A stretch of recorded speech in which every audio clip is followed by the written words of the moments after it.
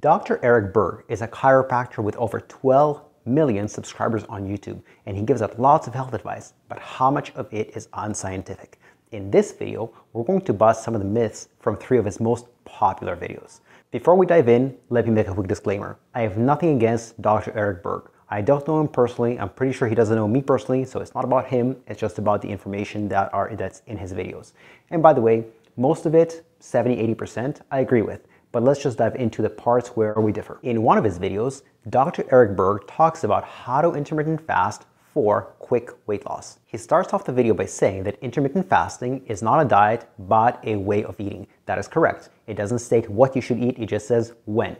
He also says that the primary effects of intermittent fasting are on the hormones insulin and growth hormone. I also agree with this. Lastly, he says that intermittent fasting can help with insulin resistance. This part I agree with partially.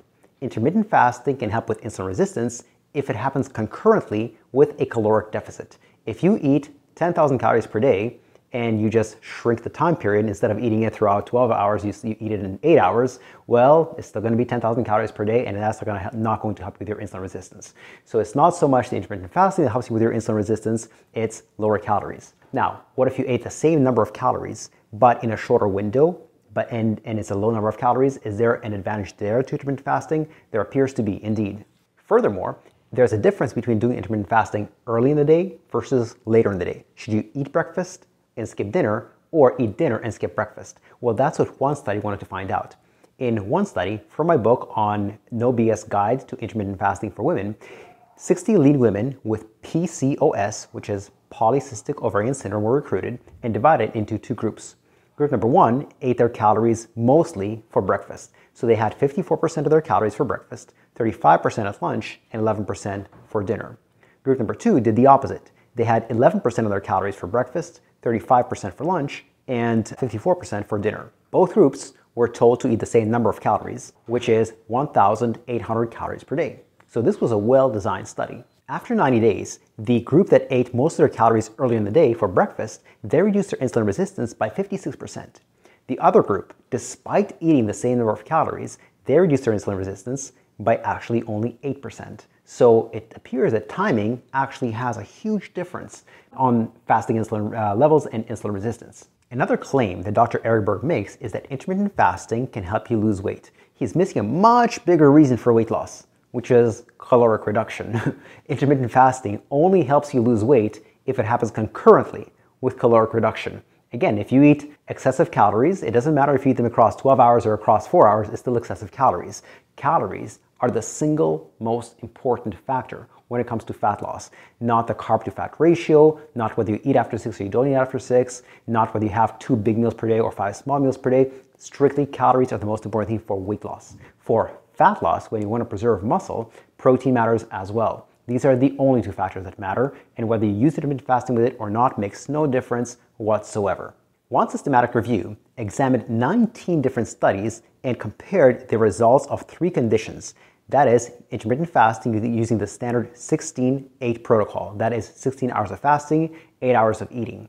Another one is complete fasting, 1 to 2 days of the week. And a third one, which is regular, continuous caloric restriction. In other words, you're not limiting the time that you're going to eat, you're just limiting the calories. At the end of all those studies in that meta-analysis, all 3 conditions were almost identical. Okay, so there's no magic to intermittent fasting from a fat loss perspective.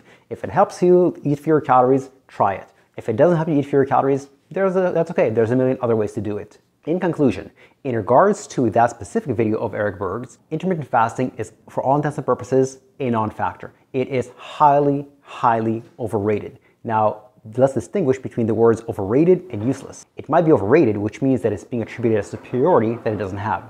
It's being attributed benefits that it doesn't have. But that doesn't mean it's useless. Intermittent fasting is a logistical choice. It's not a nutritional choice. However, if this logistical choice helps you make better nutritional choices, then go ahead and use it. In another video of Dr. Eric Berg, it's titled How to Burn Belly Fat Extremely Fast with Dr. Berg's 5 Expert Tips. In that video, he claims that the keto diet lowers insulin levels and maximizes fat burning. So it's true that the keto diet does maximize fat burning. However, what Dr. Berg fails to distinguish is between dietary fat and body fat. Yeah, you do burn more fat on the keto diet, but it's mostly dietary fat because you're eating more dietary fat. You only get to body fat when your calories are low enough to dip into your body fat stores. If you're eating more fat, but your calories are excessive, you'll never dip into your body fat stores because you have enough fat from your diet. Dr. Berg also makes the claim that lowering insulin lowers your body fat levels. That is not true.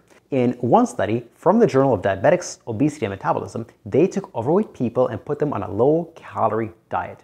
These people were divided into two different groups. One group was just on a low-calorie diet. The other group was also on the same low-calorie diet, but they were also given the insulin-lowering medication, diazoxide. The results were no difference in fat loss between the two groups, which tells us that if insulin played a role, there should have been a greater fat loss in the medication group, but there wasn't. Furthermore, one meta-analysis compared low-carb diets to low-fat diets, and the grand conclusion was that there is no difference in fat loss between low carbs and low fats. What does that mean? Calories are king, protein is queen, everything else doesn't matter. Another claim he makes in that video is that combining the keto diet with intermittent fasting is a good idea. As we talked about in the previous section, intermittent fasting is a non-factor. You can do the keto diet or not the keto diet. If the calories are low enough, you lose body fat. If the calories are not low enough, you won't lose body fat, or you might even gain it. One part of the video that I do agree with is that he emphasizes on selecting good vegetables. So there's no debate about whether vegetables are good for you or not.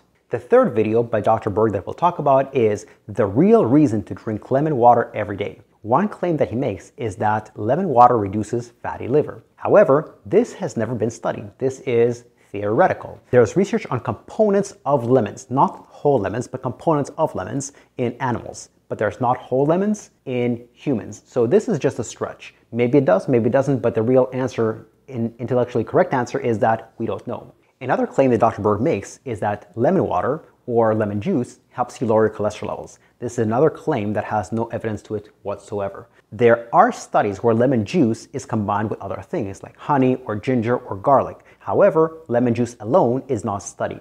And to be able to make that claim, you'd have to isolate the effects of lemon juice or lemon water only, and that research does not exist.